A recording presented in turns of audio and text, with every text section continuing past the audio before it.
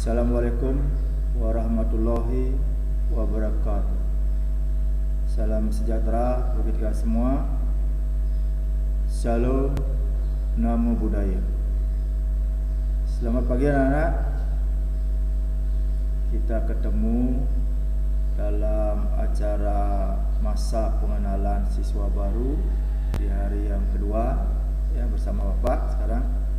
Mudah-mudahan pada hari ini Bapak jumpai anak-anak dalam keadaan sehat walafiat. Semangat. Nah, perkenalkan dulu nama Bapak. Ya, bisa anak-anak baca. Anak Agung Oke Suwardana. Ya, jadi bisa anak-anak nanti memanggil Pak Oke. Ya. Kemudian alamat Satrekawan Klungkung ya. Mungkin ada anak-anak yang dari Klungkung, nanti silakan bisa mampir-mampir kalau pulang kampung ya. Satria ya, di sebelah timur Tukadunda ya pastinya.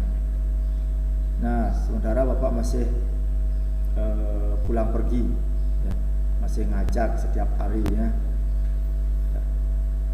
Nah, yang perlu anak-anak ketahui juga, nah di sini Bapak nanti akan mengajar atau bawakan materi IPA ya, khususnya anak-anak yang sudah kelas 9. Kalau ada anak yang suka ya dengan pelajaran IPA, bisa anak-anak menghubungi, nanti cari Bapak ya, berkonsultasi ya. Nah, itulah perkenalan Bapak. Mungkin sambil jalan nanti mudah-mudahan kita bisa nanti anak-anak masuk tatap muka langsung ke sekolah ya, kita bisa bertegur sapa ya. Nah, kalaupun tidak nanti misalnya ketemu di jalan, anak-anak silahkan nanti menyapa Bapak duluan ya. Nanti Pak pasti akan menyapa balik ya, karena Pak kan belum bisa mengenali anak-anak semua ya. Nah, itu perkenalan Pak dulu. Nah, anak-anakku khususnya peserta didik baru ya, tahun pelajaran 2021-2022 SMP PGRI 5 Denpasar. Pertama-tama Pak mengucapkan selamat dulu. Selamat ya datang. Selamat bergabung dengan keluarga besar SMP PGRI 5 Denpasar. Nah, anak-anakku, sebelum anak-anak mendaftar di sini di SMP PGRI 5, sudah barang tentu anak-anak pasti terlebih dahulu mencari atau mendaftar di sekolah negeri ya. Wajar saja ya, karena kita sebagai anak Indonesia, kita wajib ya, berhak untuk mendapatkan pelayanan dari pemerintah ya, kita miliki bersama. Nah, namun demikian perlu anak-anak ketahui, dari sekian banyaknya sekolah SD yang ada di Kota Denpasar, menamakan kelas 6 itu kurang lebih 13 ribuan ya, 13 ribuan.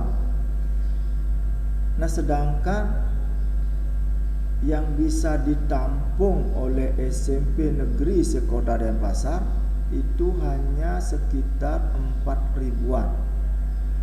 Jadi adalah lagi kira-kira 9 ribuan ya, anak-anak yang lulus SD tidak bisa direkrut diterima di sekolah negeri di Kota Denpasar. Nah, namun demikian anak-anak janganlah berkecil hati ya, jangan bersedih, karena masih ada tempat lain ya, sekolah lain yang bisa sebagai tempat anak-anak nanti belajar ya,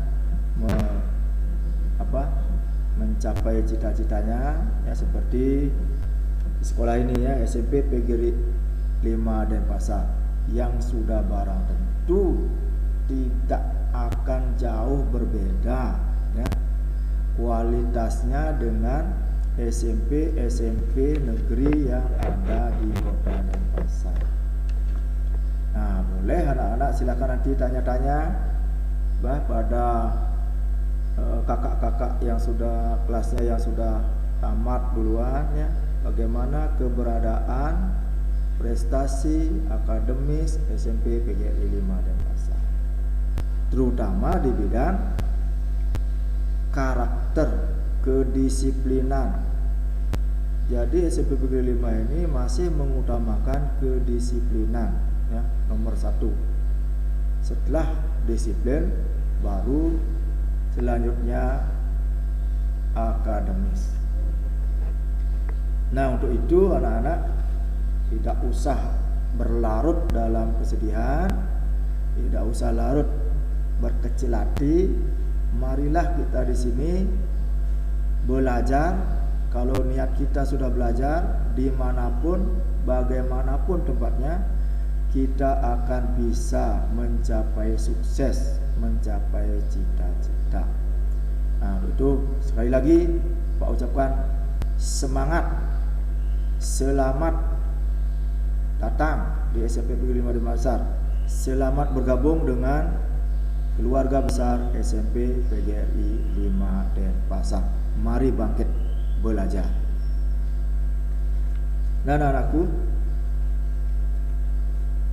ini adalah merupakan masa pengenalan lingkungan sekolah bagi anak-anak. Artinya apa-apa atau bagaimana keberadaan sekolah, apa saja yang dimiliki, yang dapat nanti menunjang di dalam anak-anak mengikuti proses pembelajaran, sehingga anak-anak nanti bisa sukses dan berakhir.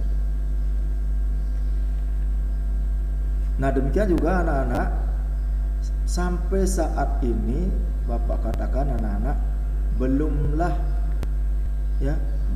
100% bergabung atau sebagai warga SMP PGRI 5 Denpasar. Kenapa begitu?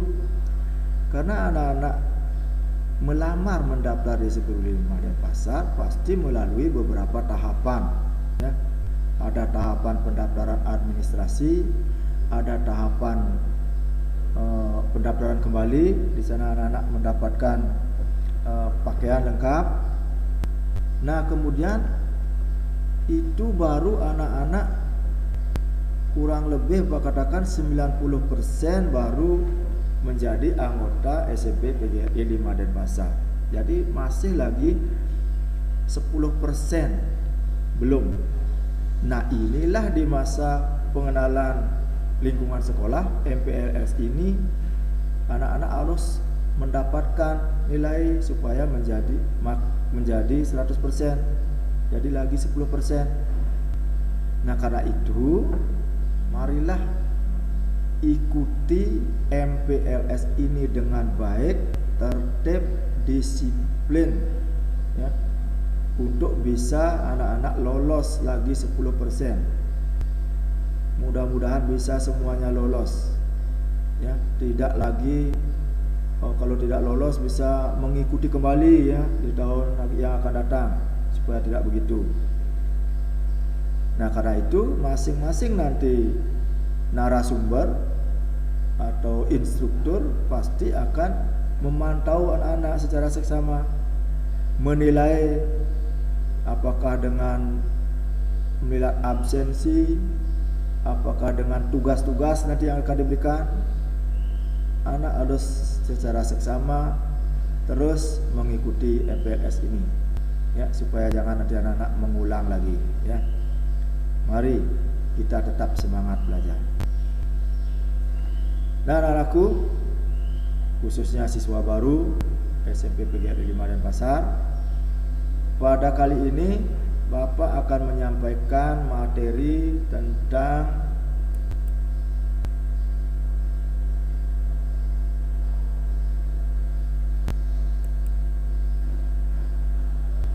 kesadaran berbangsa dan bernegara, atau disingkat wawasan kebangsaan. Nah, kenapa materi ini selalu diberikan?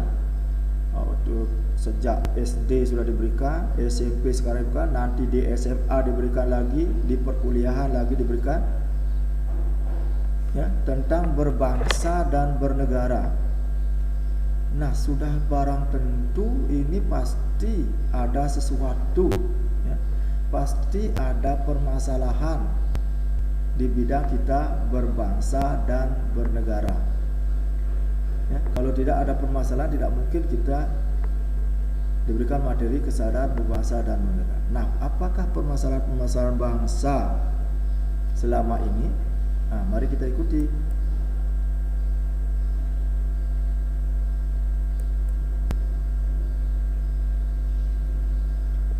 Melemahnya pemahaman, penghayatan, dan pengamalan Pancasila.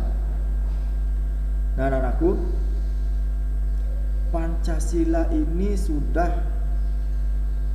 disepakati, ya, sudah digali dengan susah payah para pejuang-pejuang, pahlawan-pahlawan kita untuk sarana persatuan, mempersatukan seluruh rakyat Indonesia di dalam berjuang untuk memperoleh kemerdekaan Indonesia. Nah, seiring perkembangan zaman, ternyata ada yang salah pemahaman, ya. Ada yang menganggap, mungkin ada yang menganggap bahwa Pancasila adalah sebagai sarana saja atau alat saja untuk mempersatukan dan mencapai kemerdekaan. Kalau kita sudah merdeka, karena dia sebagai alat, maka dia boleh dibuang. Mungkin ada yang berpemahaman seperti itu. Nah, itu salah besar.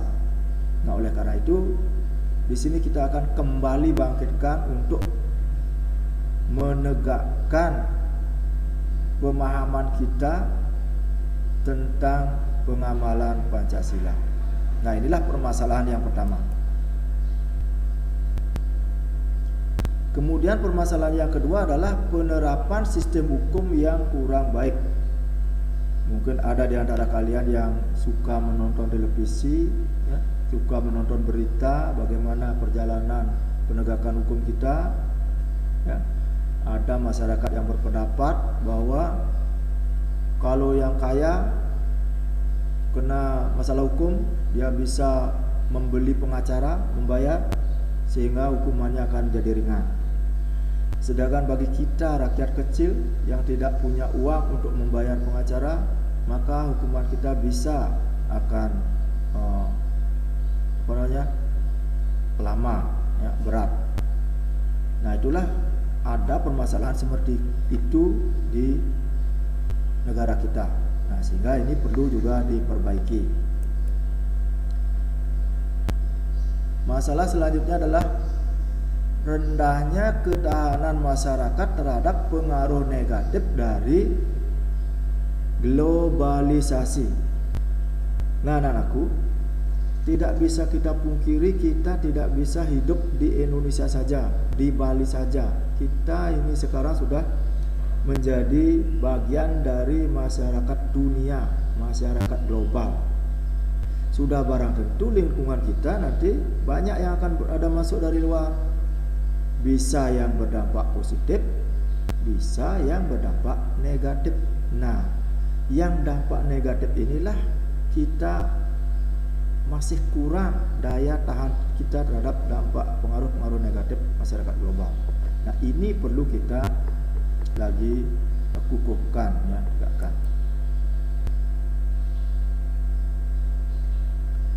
Melemahnya pewarisan dan implementasi nilai-nilai luhur bangsa, budaya bangsa Indonesia.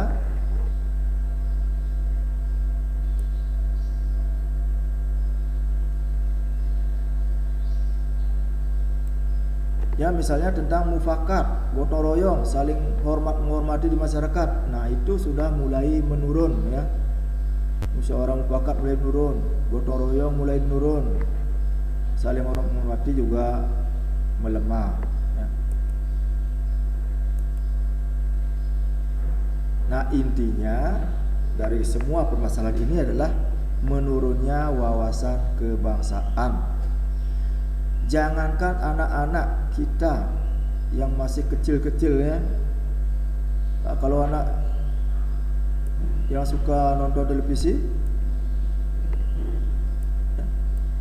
lembaga sebesar lembaga KPK, sebesar KPK itu ada juga yang tidak lulus tes wawasan kebangsaan. Nah, bagaimana pemimpin negara tidak lolos tes wawasan kebangsaan? Bagaimana jadinya negara ini? Nah, inilah nanti tugas anak-anak sebagai generasi memperbaiki ini semua.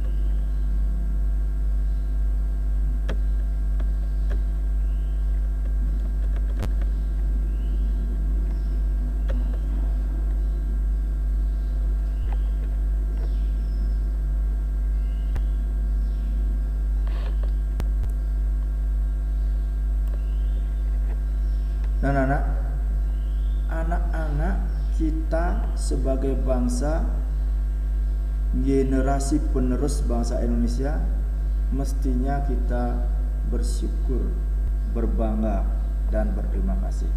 Nah, kenapa begitu? Kita bersyukur, anak-anak bersyukur karena anak-anak dilahirkan di zaman ini ya, di zaman yang serba ada, serba sudah maju, serba canggih, serba teknologi. Kalau kita bandingkan pada zaman dulu sebelum kita merdeka, mungkin anak-anak sudah mempelajari bagaimana latar belakang sejarah perjuangan kemerdekaan kita. Ya. Kita sebagai generasi tidak boleh lupa nanti dengan sejarah, harus kita pelajari bagaimana perjuangan pahlawan-pahlawan kita. Jadi kita bangga sebagai bangsa Indonesia. Tentunya kita harus berterima kasih ya kepada para pejuang, para pahlawan yang sudah dengan jerih payah hingga berdarah-darah memperjuangkan sehingga kita bisa mencapai kemerdekaan Republik Indonesia. Nah, bagaimana kita lihat ilustrasinya? Ya.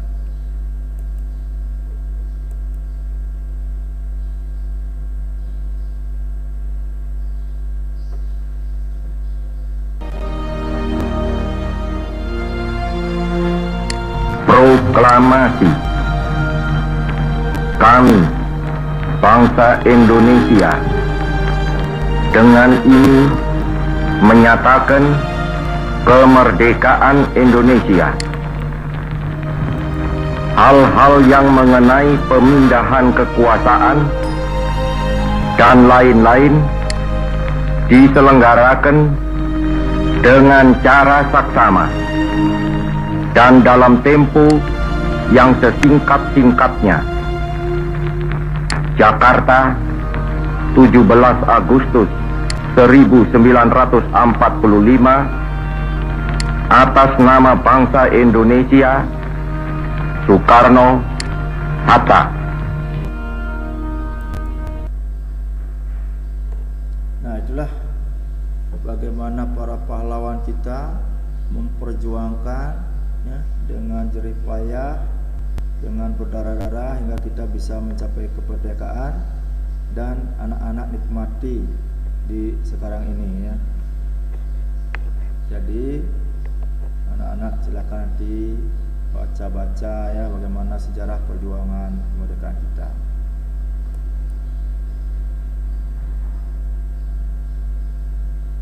Nah, sebenarnya anak-anak, wawasan kebangsaan itu sudah ada ya sejak dulu. Sejak rakyat Indonesia itu berusaha berjuang ya untuk membebaskan diri dari penjajahan. Ya, sudah ada. Ya. Nah, sehingga nanti di dalam perkembangannya, di dalam perjuangan Indonesia itu muncullah kesadaran bahwa kita tidak mungkin akan bisa bebas dari penjajah ya. Kita tidak mungkin akan bisa merdeka kalau kita masih kedaerahan, kalau kita masih berpisah-pisah. Jadi kita haruslah, kekuatan kita harus penuh bersatu seluruh Indonesia. Nah, kita harus bersatu, itu barulah kita akan bisa mencapai kemerdekaan. Itu sudah disadari ya. Nah, dibuktikan dengan lahir Sumpah Pemuda pada tanggal 28 Oktober 1928 ya. Di sana sudah diikrarkan persatuan Indonesia, persatuan pemuda Indonesia, bahwa bertanah air satu kepada Indonesia, berbangsa satu bangsa Indonesia, dan berbahasa satu bahasa Indonesia.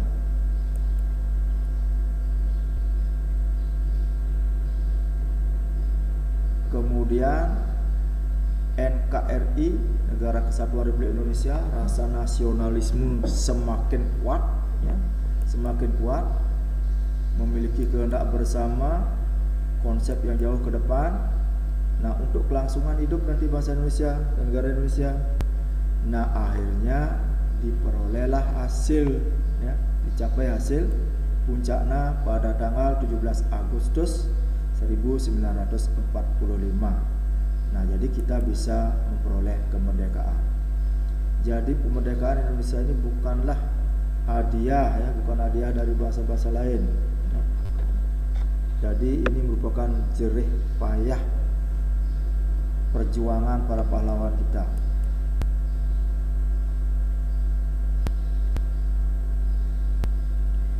Nah, meskipun kita sudah bisa merdeka pada tanggal 17 Agustus 45, namun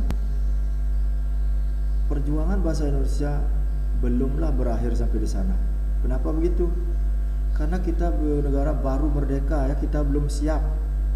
Apa yang harus kita lakukan? Apa yang harus kita isi? Apa yang harus kita perbuat untuk mengisi kemerdekaan Republik Indonesia ini? Makanya semuanya bingung ya. Nah, sehingga lagi berdiskusi-diskusi ya, sidang-sidang seluruh rakyat Indonesia, sehingga mencapailah kesepakatan ya, dicantumkan dulu tujuan, apa sebenarnya tujuan bahasa Indonesia ke depan. Nah, dicantumkanlah tujuan, cita-cita bahasa Indonesia itu di dalam pembukaan Undang-Undang Dasar 1945 ya. Yang pertama adalah melindungi segenap bangsa dan seluruh tumpah darah Indonesia. Ya, bagaimana cara melindungi seluruh rakyat Indonesia ini, baik dari penjajahan, dari rongrongan negara-negara lain, dari rongrongan ideologi-ideologi yang lain. Ya, inilah cita-citanya pertama. Yang kedua, memajukan kesejahteraan umum. Nah, sebenarnya ini tujuan utama kita adalah untuk memajukan kesejahteraan umum. Jadi seluruh rakyat Indonesia supaya bisa maju, bisa sejahtera, ya, memperoleh keadilan dan kemakmuran. Mencerdaskan kehidupan bangsa. Bagaimana rakyat seluruh Indonesia hingga di pelosok-pelosok supaya bisa ikut cerdas, ikut mengenyam pendidikan. Ya. Ini cita-citanya Indonesia. Kemudian yang terakhir, tadi kita sebagai masyarakat dunia global, sepatutnya lah kita ikut melaksanakan ketertiban dunia, ya, supaya dunia ini bisa aman. Nah, ini sudah sering dibuktikan, kita ikut terlibat di dalam di negara-negara yang bersengketa, ya.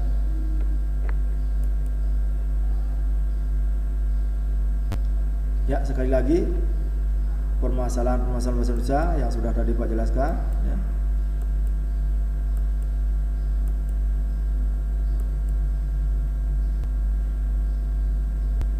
Nah, bagaimana caranya mengatasi permasalahan-permasalahan yang ada kondisi saat ini ya, seperti yang tadi itu. Nah, oleh karena itulah kita perlu pemahaman, pemantapan nilai-nilai dan wawasan kebangsaan. Kita mantapkan lagi wawasan kebangsaan kita. Ya. Nah, sebenarnya sangat mudah, cuma ada 4 konsensus ya, 4 kesepakatan yang harus kita tegakkan, harus kita laksanakan untuk memantapkan wawasan kebangsaan kita. Nah, apa itu? Yang pertama adalah Pancasila ya, dasar negara kita. Ini adalah mendasari sebagai pedoman dari apapun yang akan kita lakukan ya, perilaku kita di masyarakat, di negara, di rumah ya. Kemudian yang kedua adalah Undang-Undang Negara Republik Indonesia 1945. Nah, ini adalah merupakan peraturan yang tertinggi. Ini sebagai pedoman nanti untuk membuat undang-undang yang lain, peraturan-peraturan yang lain. Yang ketiga adalah NKRI, Negara Kesatuan Republik Indonesia. Ini harus menjadi harga mati ya, tidak boleh ditawar. Bhinneka Tunggal Ika, kita menyadari bahwa kita bangsa Indonesia ini terdiri dari beribu-ribu pulau, beribu-ribu suku bangsa, banyak budaya, adat istiadat, agama, bahasa. Nah, tetapi kita tetap dengan satu tujuan, ya, tetap dengan satu tujuan, yaitu tujuan negara Republik Indonesia. Nah, kalau ini keempat pilar ini sudah bisa kita laksanakan, sudah kokoh di diri masing-masing, maka inilah yang mencerminkan nanti jati diri bangsa Indonesia. Bukan jati diri pribadi-pribadi, melainkan jati diri bangsa Indonesia yang akan bisa membangun ketahanan bangsa ya, kita akan tahan dan akhirnya memperkokoh NKRI. Nah, sekarang bagaimana kita, terutama anak-anak masih usia belajar di sekolah, bagaimana caranya supaya bisa menegakkan ini? Nah, yang paling gampang dilaksanakan itu adalah tentang Pancasila. Ini yang karena ini menjadi dasar dari seluruh perilaku kita sehari-hari. Bagaimana caranya anak-anak nanti menghayati, memahami dan mengamalkan sila-sila dari Pancasila ini? Nah, itulah yang perlu anak-anak laksanakan.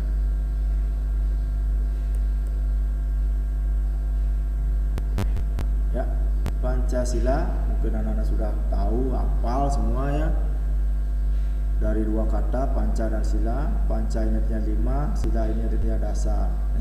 Ada 5 yang mendasari perilaku-perilaku dalam kehidupan sehari-hari di Indonesia ya, sebagai bangsa Indonesia. Ya, sila yang pertama ya, ketuhanan yang Maha Esa ya. Tentunya anak-anak semua sudah hafal ya, sila ketuhanan yang Maha Esa. Nah, ini sudah dicantumkan di dalam proklamasi pembukaan Undang-Undang 45 dan juga pada batang tubuhnya, bahwa kemerdekaan Indonesia itu tidaklah semata-mata dihasilkan karena perjuangan rakyat Indonesia ya. Meskipun kita sebagai rakyat Indonesia hanya bisa berjuang, berusaha, namun yang menentukan adalah Dia ya, Tuhan yang Maha Esa. Jadi kita hanya bisa berusaha menjalankan saja.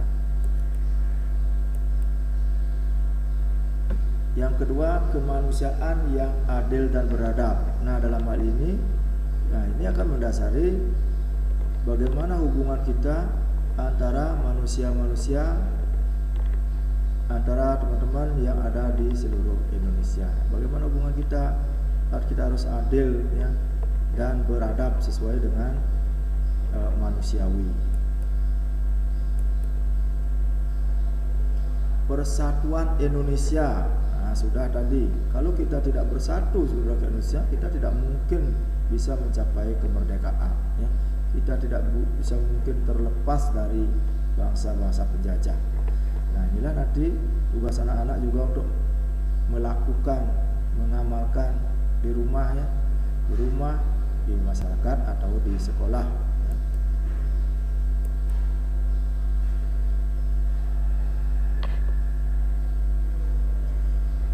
Yang keempat, kerakyatan yang dipimpin oleh hikmat kebijaksanaan dalam permusyawaratan perwakilan. Nah, anakku, setelah kita mencapai kemerdekaan, bebas dari bangsa penjajah, kita memilih negara kita adalah negara republik, yaitu yang demokratis, demokrasi. Nah, artinya kekuasaan berada di tangan rakyat. Jadi rakyatlah yang menentukan segala apa kebijakan-kebijakan negara ya. Baik dia akan melalui permusyawaratan, musyawarah mufakat, maupun juga bisa perwakilan ya. Karena kita tahu bahwa kita ini terdiri dari banyak pulau, jauh-jauh, banyak suku bangsa, bahasa, budaya, agama, maka kita bisa memakai perwakilan.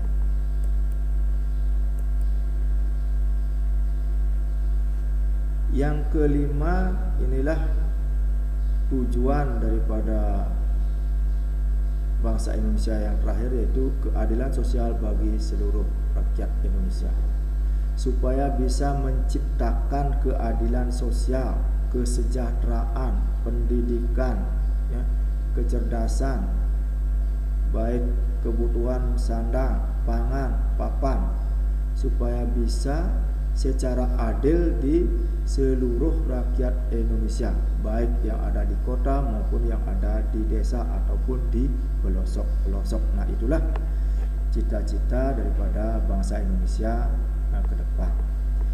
Nah, sekarang bagaimana caranya anak-anak melaksanakan, mengamalkan sila-sila, kelima sila dari Pancasila ini, baik di rumah, baik di sekolah, ataupun nanti di masyarakat. Nah, itu nanti tugas anak-anak ya, melaksanakan atau mengamalkan sila-sila dari Pancasila ini. Nah, untuk lebih gampangnya anak-anak nanti mengamalkan sila-sila dari Pancasila ini, nah, baiklah kita perlu lihat butir-butir pengamalan dari sila-sila dari Pancasila supaya lebih gampang, lebih spesifik.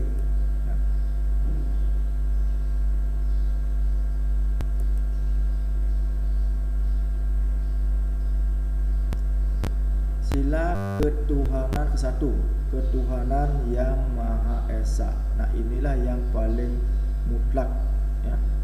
Ingat tadi kita tidak mungkin akan bisa melaksanakan apa saja kegiatan kita kalau tidak ada karunia ridho dari Tuhan yang Maha Esa. Nah, bagaimana pelaksanaannya?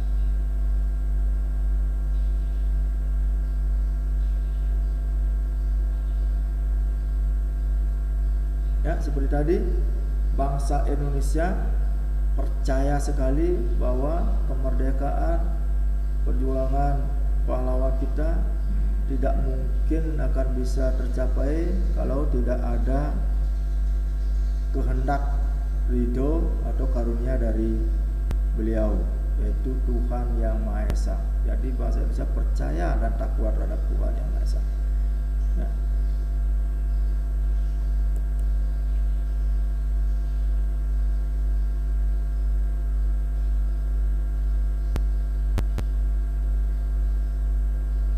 Nah, karena bangsa Indonesia, negara kita percaya dan takwa terhadap Tuhan Indonesia, sedangkan kita adalah ini manusia Indonesia, sudah seharusnya ya kita anak-anak harus juga percaya dan takwa terhadap Tuhan yang Maha Esa. Nah, namun demikian, bagaimana caranya percaya? Itu sesuaikan dengan agama dan kepercayaannya masing-masing. Ya. Misalnya kalau yang beragama Hindu kan sembahyang ke pura, yang agama Islam silakan sembahyang sholat masjid, Kristen di gereja, sama Buddha di kuil, ya. Agama Konghucu ya, di kuil dan sebagainya, ya.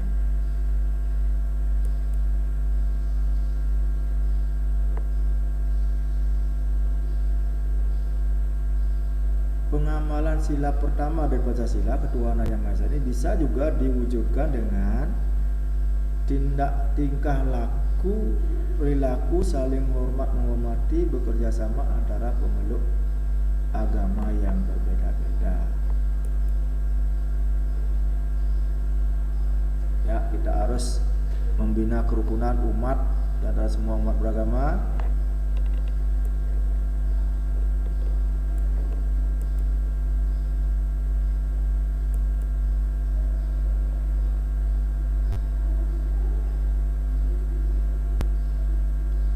Agama dan kepercayaan terhadap Tuhan Yang Maha Esa itu adalah masalah yang menyangkut hubungan pribadi antara manusia dengan Tuhannya. Ya, jadi itu biarkan saja, itu adalah pribadi, tidak boleh kita mempengaruhi, ya, tidak boleh kita mempengaruhi orang lain untuk memeluk agama, salah satu agama. Jadi biarkan itu hubungannya antara dia dengan Tuhannya masing-masing. Ya, oleh karena itu kita bebas, ya, menjalankan ibadah sesuai dengan agama dan kepercayaan masing-masing.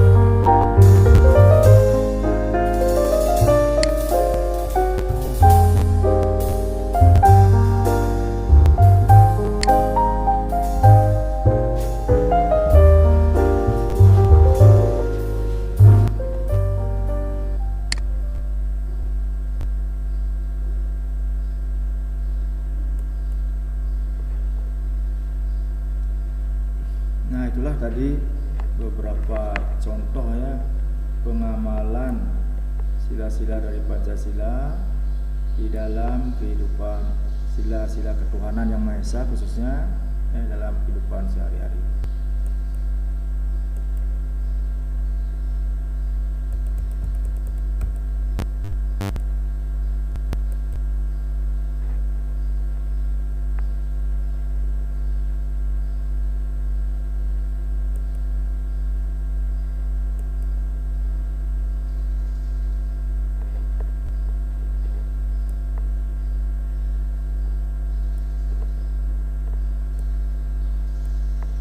Nah, kemudian pengamalan sila kedua, kemanusiaan yang adil dan beradab.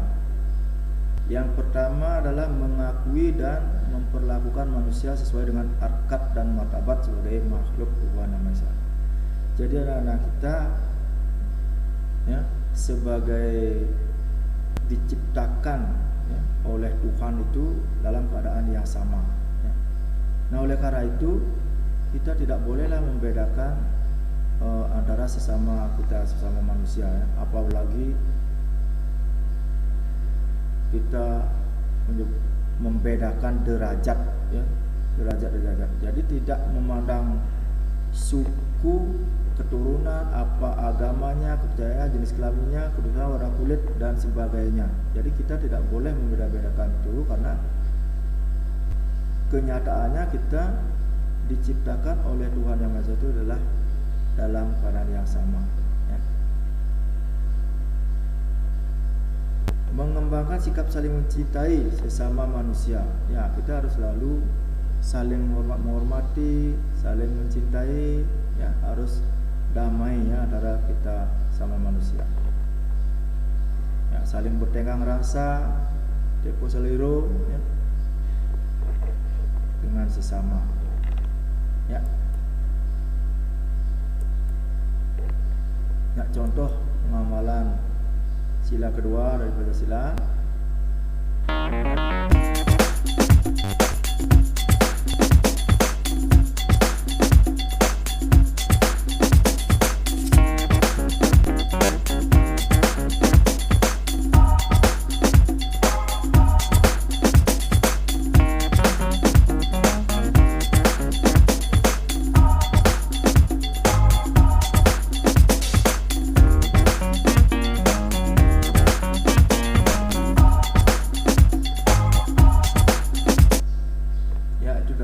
Contoh pengamalan sila kedua ya, jadi kita tidak boleh ya, membeda-bedakan harkat martabat ya. Tadi ada contohnya seorang gubernur juga bersilaturahmi ya dengan seorang kakeknya, rakyat biasa tentunya. Jadi tidak memandang bagaimana statusnya.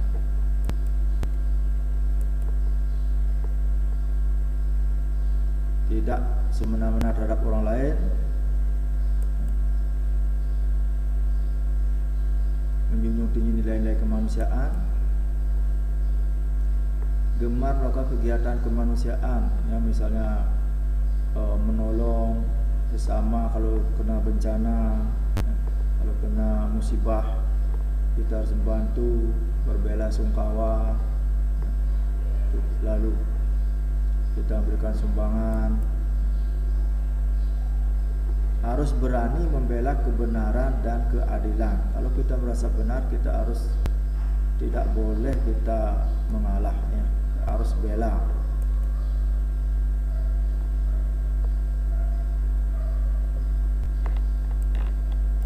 Bangsa Indonesia merasa dirinya sebagai bagian dari seluruh umat manusia di dunia tentunya.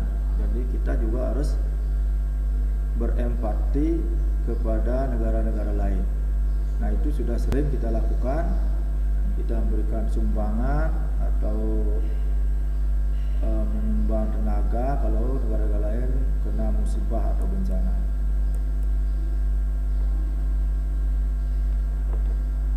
Ya. Sila ketiga, Persatuan Indonesia. Ya, kita harus menempatkan persatuan, kesatuan dan kepentingan keselamatan bangsa negara sebagai kepentingan bersama di atas kepentingan pribadi. Jadi apapun kepentingan bangsa, kepentingan negara itu harus diutamakan daripada kepentingan pribadi atau golongan.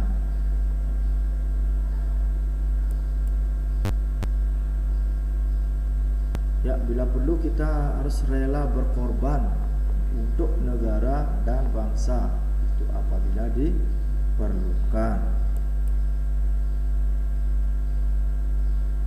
Selalu mengembangkan rasa cinta kepada tanah air dan bangsa.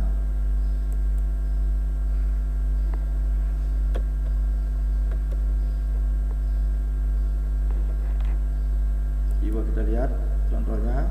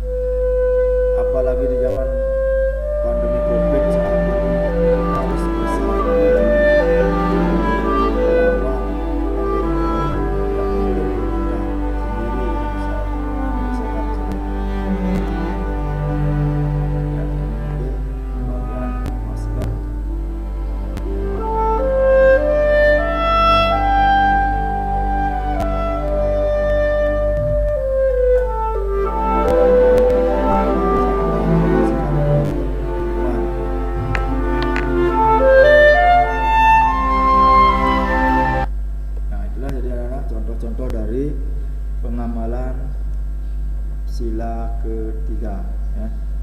Jadi yang terpenting pada masa-masa ini, pada masa pandemi COVID-19, inilah kita perlukan persatuan.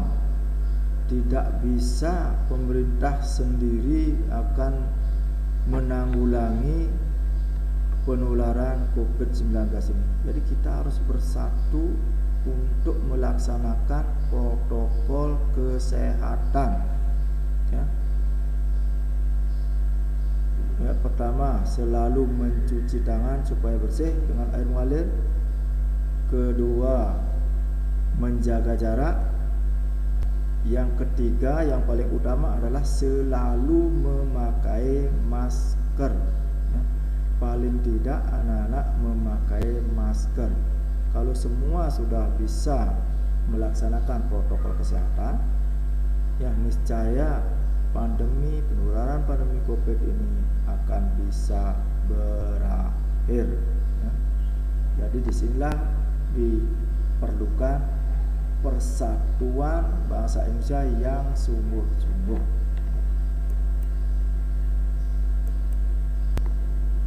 Ya, yang lain mengembangkan rasa dengan rasa kebangsaan dan bertanah air Indonesia, melihara ketertiban dunia, bersama kemerdekaan, perang adil dan keadilan sosial.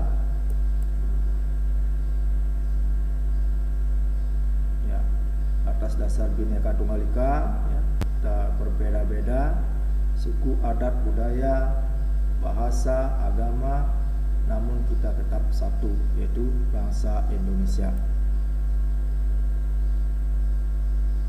Memajukan pergaulan demi persatuan bangsa ya. Kita harus bergaul dengan semua suku yang ada di Indonesia ya. Semua agama kita harus bergaul, berhubungan, berkomunikasi.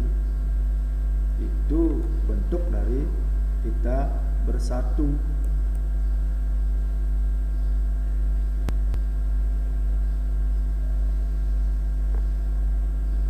Sila keempat, kerakyatan yang dipimpin oleh hikmat kebijaksanaan dalam permusyawaratan perwakilan. Nah, ini mengindikasikan bahwa kedaulatan kita ada di tangan rakyat. Negara demokrasi, jadi rakyat ya yang memegang kekuasaan tertinggi ya. Nah, nanti mengambil kebijaksanaan melalui musyawarah atau musyawaratan. Nah, karena kita berada di tempat-tempat yang jauh-jauh, bisa dipakai suatu perwakilan. Nah, bagaimana pelaksanaannya ini? Di rumah, di sekolah, di masyarakat.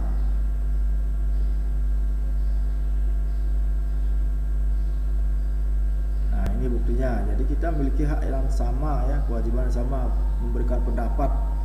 Tidak ada satu orang yang memberikan pendapat itu dipakai, tidak. Jadi kita bersama-sama boleh kesepakatan. Hak dan kewajiban sama. Tidak boleh memaksakan kehendak kepada orang lain ya. Dia berpendapat dulu, tidak boleh memaksa. Kalau pendapatnya lain, biarkan. Nanti kita musyawarahkan mana yang akan dipakai, itulah yang kita jalankan bersama. mengutamakan musyawarah dalam pengambilan keputusan untuk kepentingan bersama. Jadi kita berusaha dulu bermusyawarah ya, untuk mengambil kebijakan supaya mufakat. Itu yang diutamakan selain mengambil jalan-jalan yang lain. Ya, sama.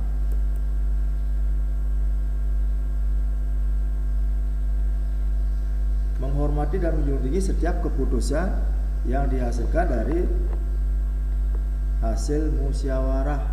Jadi kalau ada yang misalnya tidak memiliki pendapat yang diambil keputusannya, itu tidak boleh dia lalai.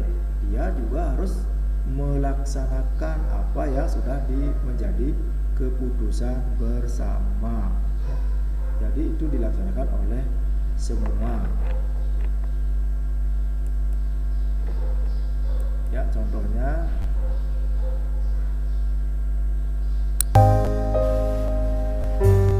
ya, misalnya pemilihan apa, ketua STT, pemilihan Keliang, Banjar, ketua Karang Taruna, ya, pemilihan ketua kelas, demokrasi, pemilihan apa, misalnya ketua OSIS, ketua panitia, pemilu, pilkada, adalah bentuk dari demokrasi.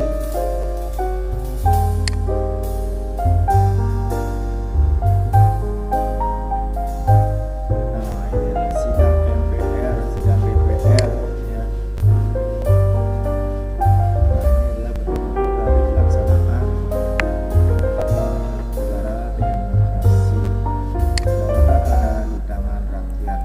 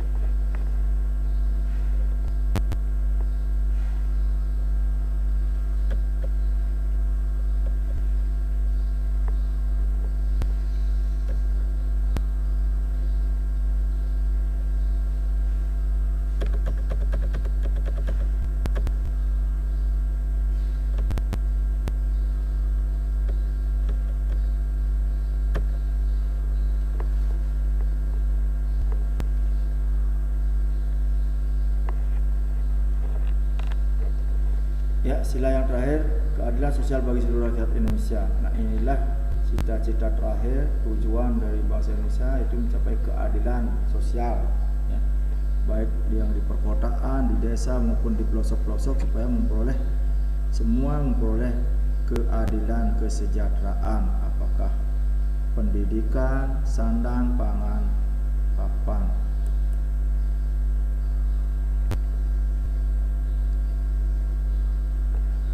Mengawal perbuatan yang luhur, mencerminkan sikap dan sosial kekeluargaan dan gotong royong.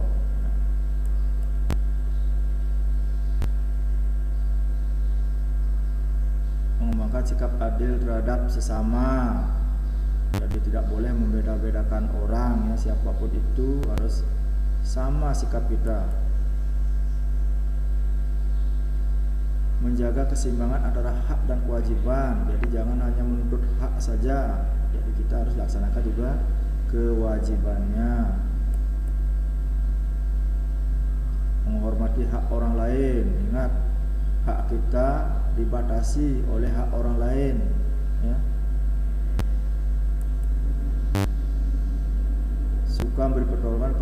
lain agar dapat berdiri sendiri. Tidak menggunakan hak milik untuk usaha-usaha yang bersifat pemerasan terhadap orang lain.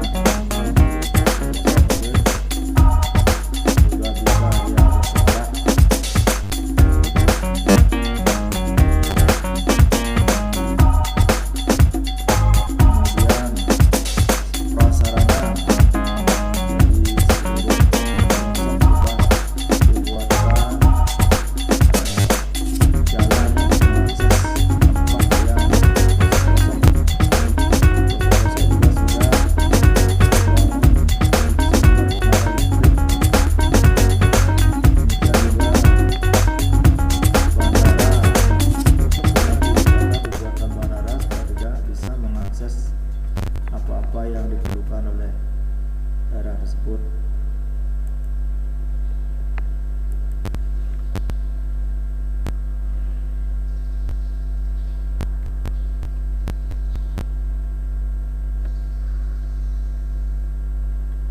Tidak menggunakan hak milik untuk hal-hal yang bersifat pemborosan agar hidup mewah.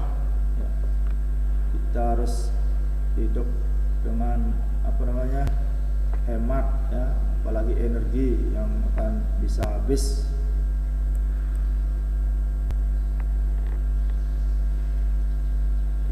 Tidak boleh merugikan kepentingan umum.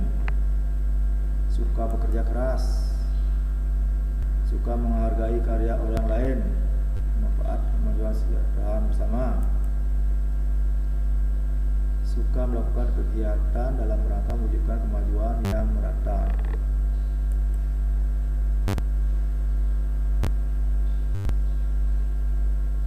Ya, anak-anakku, mudah-mudahan anak-anak masih semangat ya mengikuti materi MPLS ini. Ya, harusnya begitu ya. Kalau tidak mau terjadi apa-apa nanti. Ya. Nah, demikian tadi Bapak-Bapak tentang bagaimana caranya kita memantapkan lagi wawasan kebangsaan kita. Jadi itulah dari hal-hal yang harus anak-anak lakukan ya, terutama pengamalan dari sila-sila dari Pancasila. Kalau itu sudah bisa dilakukan, dimantapkan, niscaya ya, wawasan kebangsaannya akan kokoh, akan menunjang mencapai NKRI. Itu adalah harga mati ya. Nah, karena anak-anak akan dievaluasi supaya tahu sejauh mana anak-anak mengikuti pemaparan dari Bapak. Bapak akan ngasih tugas buat anak-anak. Silakan anak-anak kerjakan nanti pada buku catatan kalian masing-masing.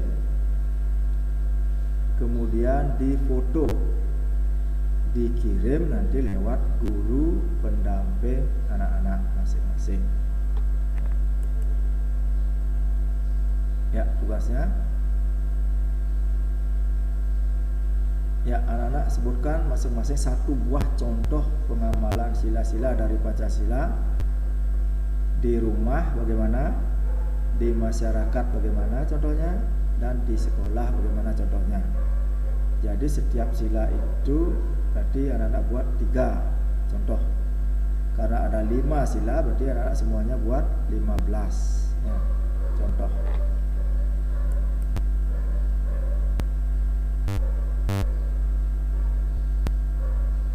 Ya, kerjakan pada buku catatan, difoto, dikumpulkan dan dikirim melalui guru pendamping tersebut. Ingat isi identitas kalian ya, kelompok apa isi. Nah, itulah akhir dari pemaparan Bapak. Kalau mungkin anak-anak bertanya, silakan anak-anak ajukan, nanti catat pertanyaannya, tanyakan lewat guru pendampingnya ya. Nanti guru pendampingnya akan ngasih Bapak ya. Mudah-mudahan Bapak akan bisa menjawab pertanyaan anak-anak. Ya, akhirnya kalau mungkin ada kata-kata yang kurang berkenan dari Bapak, ada yang salah, Bapak mohon maaf yang sebesar-besarnya. Sekali lagi Bapak ucapkan semangat, selamat bergabung menjadi keluarga besar SMP PGRI 5 Denpasar. Semangat meneruskan mengikuti masa pengenalan lingkungan sekolah. Akhirnya Bapak tutup dengan mengaturkan para musanti. Om Santi Santi Santi.